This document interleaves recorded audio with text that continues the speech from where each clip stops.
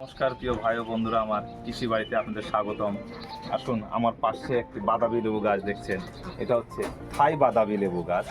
এর মধ্যে একটি ফল আছে, দেখেন বাতাবিটা সুন্দর পরিপূর্ণ হয়ে গেছে, পোক্ত বাতাবি। আর এই যে বাতাবি গাছটার মেন গাছটাই হচ্ছে পরিচর্যা যদি ঠিক রাখেন তাহলে গাছটিতে সুন্দর ফল আসবে।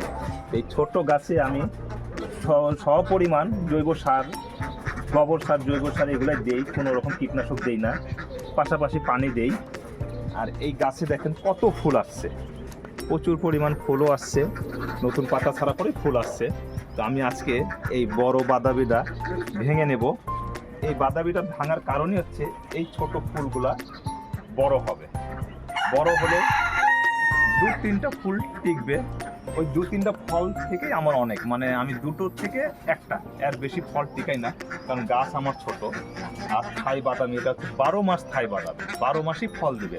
এই ফুলে ফল আসবে, এই ফল বড় হতে হতে আবার ফুল আসবে, আবার ফল আসবে। দেখেন বাদামিটা খুবই সুন্দর এবং খুবই মিষ্টি, খুবই মিষ্টি বাদামি। তা আমি এই বাদামিটা এখন ভাঙবো। পাশাপাশি দেখেন বাদামিটা ভাঙার সময় কত কষ্ট লাগছে আমার, যে এত যত্ন করে বাদামিটা করছি। এই যে ভেঙে ফেললাম বাদামি, সুন্দর একটি বাদামি আমার হাতে। তো আপনারাও এরকমই থাই বাদামি লেবুর চারা লাগান, আর জৈব সার প্রয়োগ করে গাছটিকে সুন্দরভাবে পানি এবং গাছের গোড়া পরিষ্কার রাখুন।